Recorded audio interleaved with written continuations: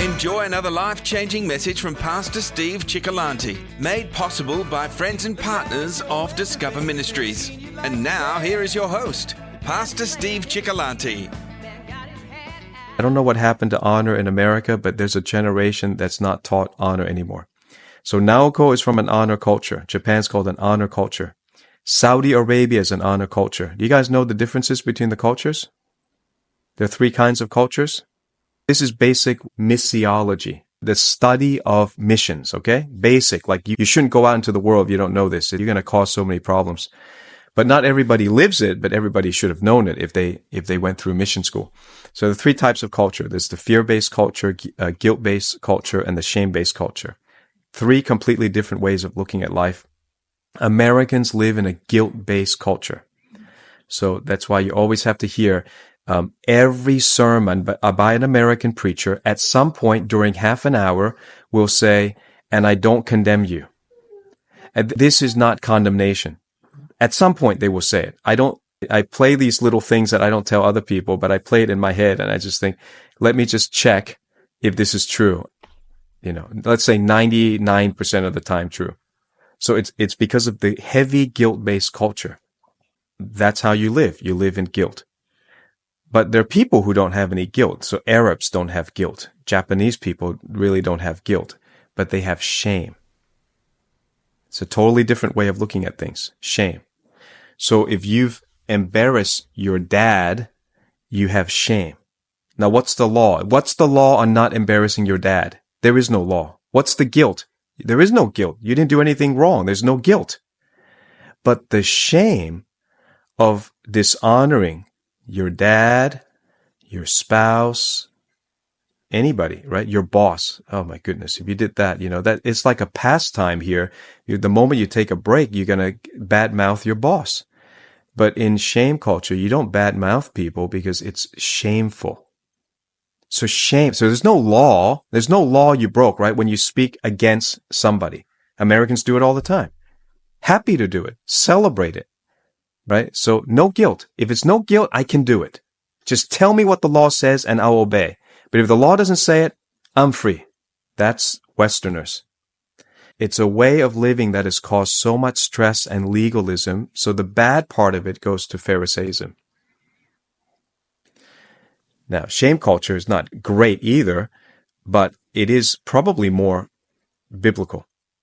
So shame-based culture is there's no law.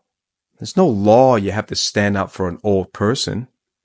There's no law that you shouldn't speak badly about your pastor.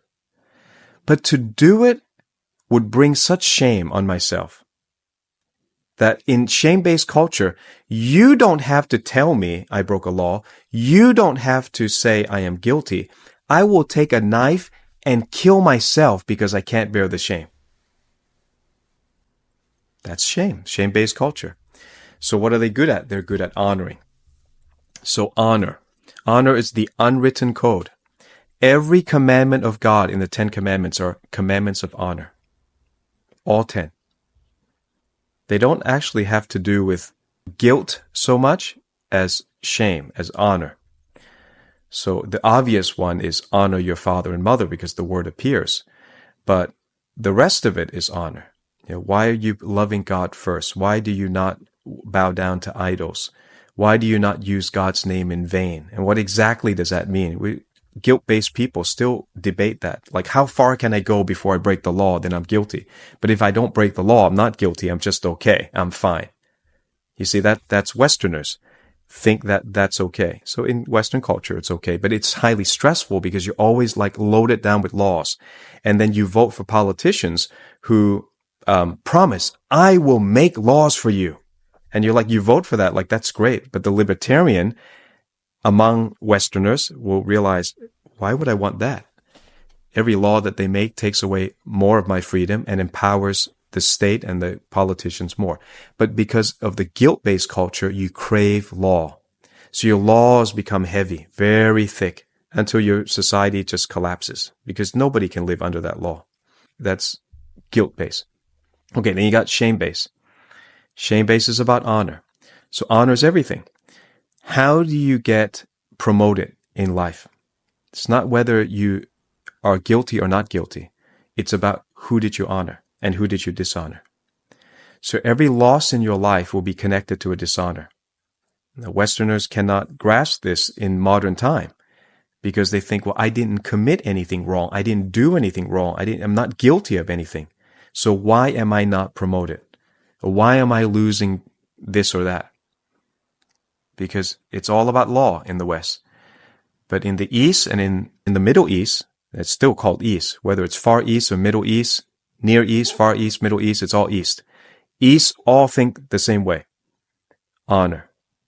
The most honorable person is the one who will have the door open to them. So now, correct me if I'm wrong, Naoko, but I think this is a funny one with the Japanese. I'm not sure how it works, but when you show up at somebody's door and they say, oh, please come in, you're supposed to not come in. Is that right? I see she's laughing. She's smiling at that. Now, the Westerners are like, well, he said, come in. What if I come in? I didn't do anything wrong. The point is, there's such a shame-based culture that it would be too much of a shame for them to say to you, I don't want you here today. Or I didn't invite you. Please go away. Please leave. Right? Americans could probably do it, but no Japanese can do it. So it's an unwritten law. You show up at somebody's house, they say, please come on in. You say, oh, I'm so, sumimasen, gomenasai, I'm so sorry. I really do not want to bother you. And if they might try to be nice and say, oh, please come in. And again, you must say, are you sure? I really don't want to be a bother to you. And if they don't say it a third time, you're done. Please leave. Right? Something like that. Is that right, Naoko? Okay. 2 thumbs up. All right. So again, that makes no sense to the American. It's like, that's so unnecessary and it's convoluted, but that's what honor is. Honor's honor. You're always reading, Westerners say read between the lines. This is not called reading between the lines. This is called reading the air. That's how honor cultures live. They don't even give you lines to read between. You must read the air itself. Naoko is still nodding away. Nobody else in this group is except Naoko. It's okay because you don't live in shame and honor. It's okay. But if you go to the Middle East, you will quickly learn. And they will get offended. So in the Middle East, there was a time, now don't worry about those who are coming to Saudi Arabia with me, you're protected. But there was a time in Saudi Arabia where if you just looked at a woman who was married, that husband has the right to kill you. Now, there's no law. There's no law. They'll never make it into a law. There's nothing written about it. But you have lust in your eyes and you like to look at women. Don't look at my wife. I don't think anybody does that anymore. Unless you're really, really bad, right? And Americans and Australians, they can go and hit on a girl because it didn't break any law. I'm just hitting on a girl. But did you think about who is that girl? What is the context? Who is she with? You see, but in American culture, it doesn't matter. There's no law. What does it matter? But there's a line there that you don't cross. Unspoken, unwritten. Today, they don't do that. But what I noticed was among the ultra-religious Muslims, what they do is we're driving by, and American women will be so appalled by this, but this is honor culture. We're driving by, there's a whole family, and out of a family of one father, let's say 6 kids, and there's a woman who has turned her back on your car. She doesn't even want you to see her face. So there's no way that you can even look at her. That's the way they deal with it. I'm not saying they're more moral. There's all sorts of grave, disgusting sins in Saudi Arabia and in the Middle East. But they deal with it differently. Here it's law, right? So then what do you do with all these pedophiles? How do they get around it with the law? They can get, you know what they do? They get an underage person to recruit an underage person. It's no law. See, you've got these laws that you got to try to define. Well, when is the age you can have intercourse? Well, you can't say 21 because some 18-year-olds engage in it. But what are you going to do with the 18-year-old that engages with a 16-year-old? So you're constantly trying to make new laws up to try to deal with this issue, and it's not like that. In honor culture, don't take the virginity of my girl, I'm going to kill you. That's it. It's very clear. Honor, shame. My job as a dad is to protect the purity of my daughter. If you take away that purity, I'll kill you. Finish. Don't give me any law about which age, which context, where did you take them to. Forget it. The most valuable thing about a girl for marriage is her purity. Don't take it. It's for marriage. Okay, that's honor.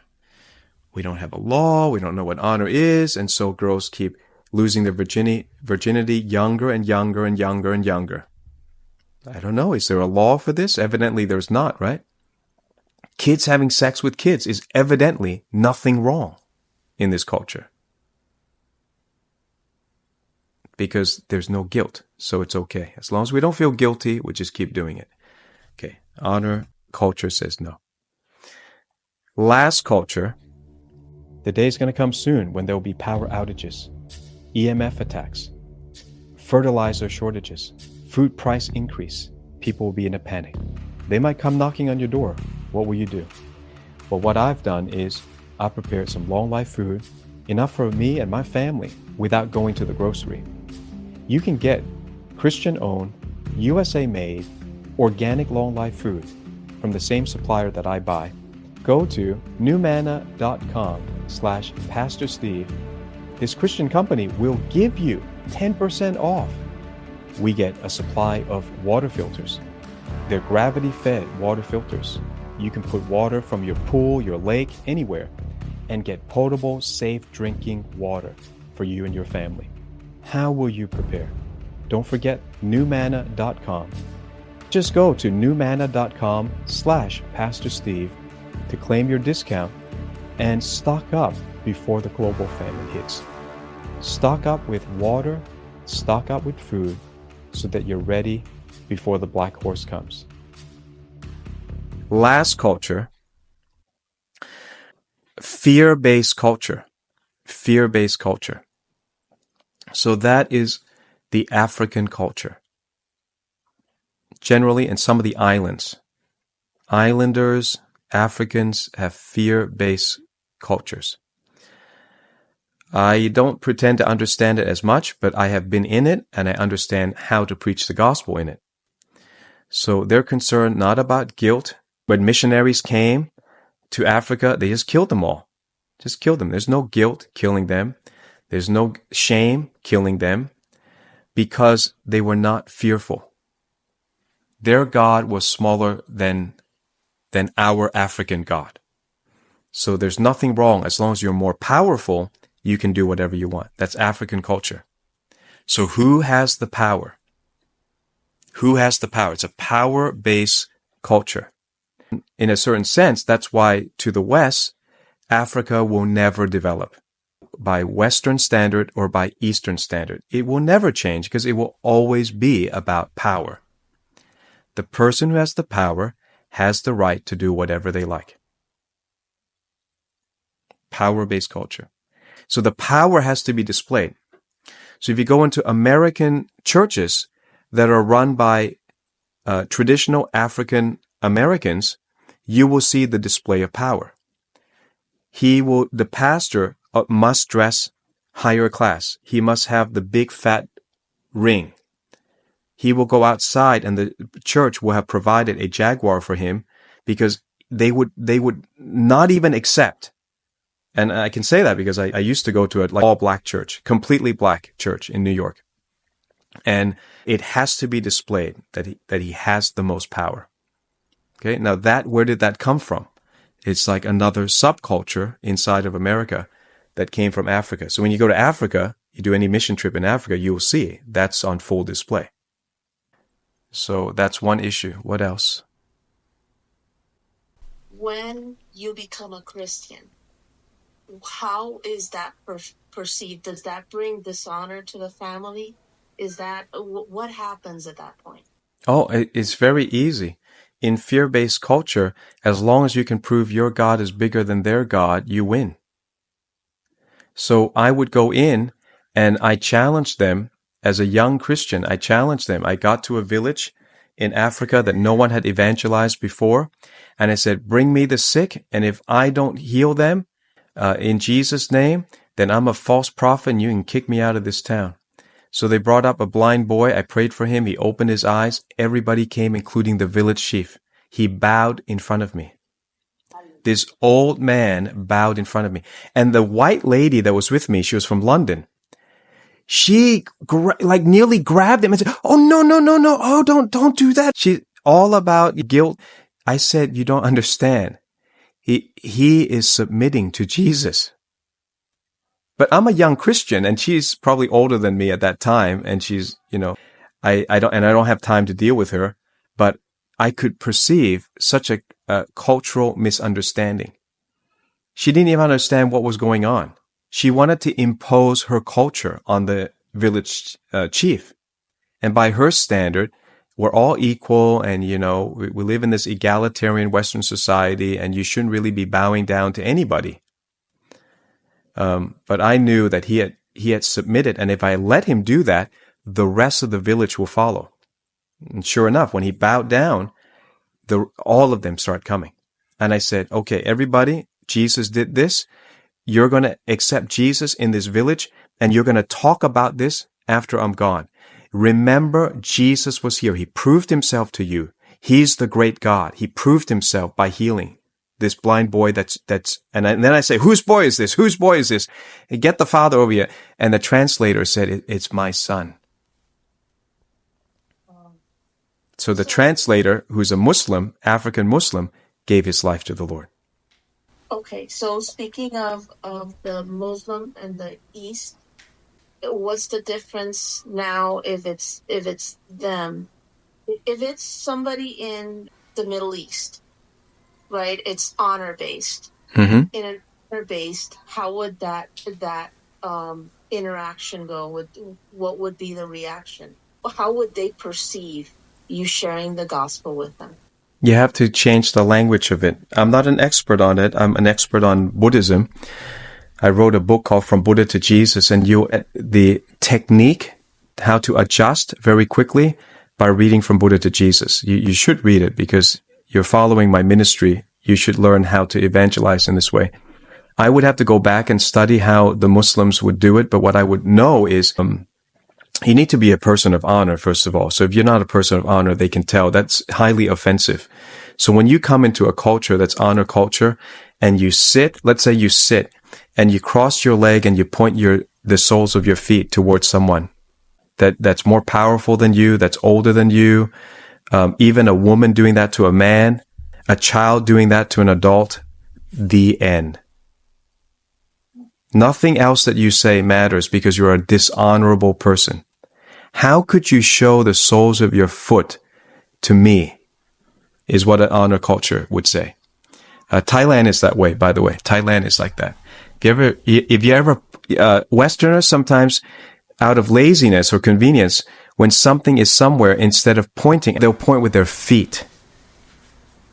It is so shameful, so unacceptable, so cringy that no one will listen to you. And people do that all the time. American missionaries will go out and they think they're preaching the gospel and they do all these things in the background and then they say the people don't want Jesus. No, the people just don't want your offense. So never point with your feet. Never.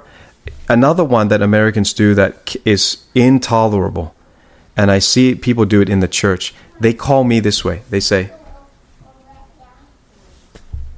wow, if anybody calls you with a finger like this.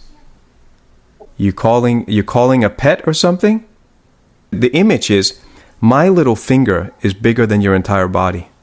I'm going to pull you with my finger. Get over here. That's how it's perceived. Americans do it. They don't realize it. But in the rest of the world, it's the end. Naoko, is that right? It's indescribable, that gesture. It's like worse than the middle finger. It's unbelievable that people think they can pull someone with their little finger. So the most we can do, so if I want to call you, I have to use my whole hand and I have to be very soft with it. I say, oh, please, you mind coming over here? Please. I'm giving you the choice to come. I am not drawing you. I'm not hooking you with my little finger. I'm asking, over here something is happening. Could you please come? Some of them have their own way. I saw in Burma, they extend their hand out and they go like this. And it's like cute. So then okay, they're calling you, right? So it's more like, please have a look at me. I'm just a little guy. Please have a look at me. I'm trying to get your attention. So it's not this big guy. Get over here. It's, can you see me? Can you see me? I'm over here. You see the difference? Yeah. All right. What you would have to show is that Jesus came to restore honor. He didn't come to take away your guilt, which is what the Western gospel is. He came to take away your guilt. You don't have to be guilty anymore. Now you're free. And then the next question from the Westerner is, now that I'm free, where's the line that I don't cross? How much can I do and get away with it? Because it's all about your guilt. You forgot to enter into the kingdom, into this system of honor. And you will be rewarded based on honor. So the guilt has been done away, thank God. But when are you ever going to enter into the kingdom of honor and power? He says power as well. Glory, honor, and power belongs to our Lord. Right? He rarely says innocence belongs to our Lord. We're so babyish in a way. We care about innocence and guilt.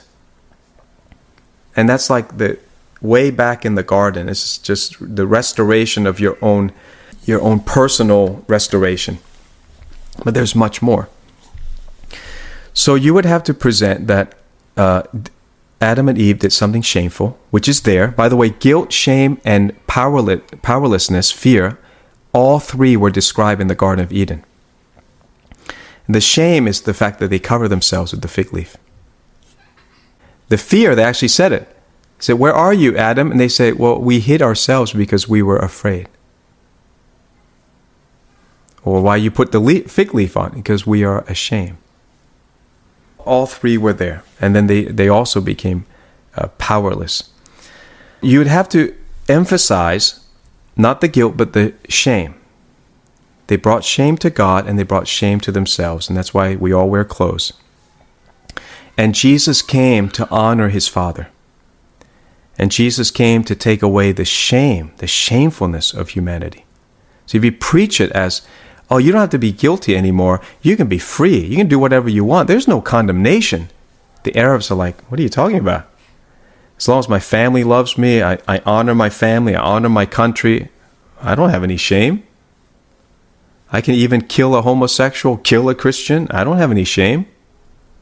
So you have to emphasize, how does Jesus restore honor? How does he take away shame and restore honor into our lives? Because it's hard to do that because they have an honor system already. So you may accept Jesus, but you've dishonored the family. How can we reconcile that? And I'm not an expert, but this is what I do with the Asian side. So in the Asian side, they will say shame, shame, shame. Why? You dishonor our family. How? Well, you dishonor our ancestors. Right? Because our ancestors worship this way. They were all Buddhist, Hindu, Taoist, whatever they were, right? So here's the way I teach this from Buddha to Jesus. I say, oh, no, we are not here to dishonor your ancestors. We're here to honor them. I honor my ancestors more by following Jesus. And they say, how is that? I say, what do your ancestors want? What do all your ancestors, go back as many generations as you want, what do they want? They want your child to be a good person. And we all know Christians are good people. And we know every ancestor, as far back as you can trace, they all want your child to go to heaven, not to go to hell. And the only guarantee we have that we're going to heaven is that the owner of heaven has honored you and opened the door of heaven to your son or your daughter, whoever it is. So we have honored all the ancestors by following Jesus. I've never heard a word back. Agree or disagree, they will never forget, because that's the truth. It's 100% true. But I've phrased the truth in a way that they, in their culture, find it easy to receive. And this is what God does. He makes it easy to receive God by coming down to be born in the flesh. We have to incarnate our message. We have to put flesh on our message, not just punch people with it. People are people, right? You can have the best techniques and have a bad day at evangelizing someone. You can't beat yourself up, because even Jesus was not 100% batting. But he said his batting average is 250. So he'll hit 100 balls and he gets a quarter. He'll hit a quarter. He'll miss 75%. That's Jesus' batting average. And if you don't believe that, how many people did he tell to go up to the upper room and wait for the day of Pentecost? Face to face. After he is resurrected, he said to 500 people, 500 people, go and do this. 120 said, yes, sir. But where's the rest? Where's the 380? Not even the resurrected Jesus, face to face, could get 100%. So you must learn, you must try to be more sensitive and more, contextualize your message. But in the end, you have to accept people have free will. And they won't all say, I'm happy about your message. Some of them will hate you first, and then they'll turn later. And you also have to give people room to say no. That's something that Christians don't understand. Same with kids. You can't insist all the time, this is what I want. This is the way I like. This is the way I grew up, so it must be this way. You have to just give them room to pause, to think about it, to accept it, to come around. If somebody loves you, they should come around. That's the ultimate thing. That's the test. If you love someone, you're going to learn to give and take. If you love someone, you'll give and take. Where I go, I'd like you to go with me. And what I know and what I'm experiencing, I'd like you to experience. You may not want it right now, but you have to know the heart is love. So I try to go back to that. Not about right and wrong, which is more Western. It's called argumentative or adversarial style. Westerners are very adversarial. But I try to maintain the relationship. I haven't succeeded all the time. I think I told you the story after we talked about the Civil War or something like that in America. After that, I got a call from a ministry who wanted to correct me. And I said, well, everything that you're correcting me on, I agree with. So there's really not that much difference between us. I mean, I don't even see any. So we need to better get along, right? Because we got all this fighting for the salvation of America. We should better get along. At least the Christians should better get along, right? We're on the same side. So do you know what this very highly qualified person said to me? Hey, what would you say if I say, okay, Naoko, we're going to try Naoko. I say, Naoko, I don't think we're really so different. You know what you say? You thought it was different, but actually I agree with you, Naoko, and we're really on the same side. We should be fighting the battle of the real enemies, the globalists, the tyrants, right? The transgender agenda against our kids. We're really on the same side, Naoko. What do you say?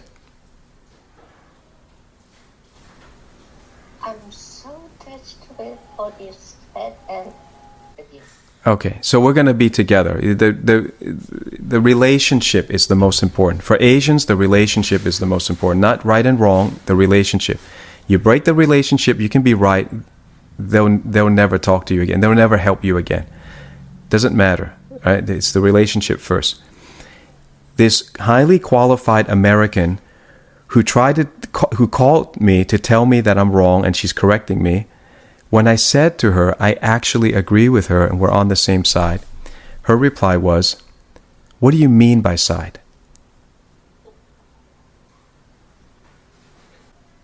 So she wants to be right. If she reconciles with me in her paradigm, she's wasted an hour being wrong. So her Western culture does not allow her to be wrong. For the sake of having a relationship, the relationship isn't valuable. Her being right is valuable. So that's what we deal with cultures. Okay. You've been listening to Pastor Steve Cioccolanti, a prophetic voice in our time, and this ministry is made possible by the generosity of partners and friends. Please consider becoming one today. For more information about Discover Ministries or to obtain teaching resources to help you grow spiritually, visit our web store at discover.org.au. Pastor Steve wants to remind you, love God, love people, and look up.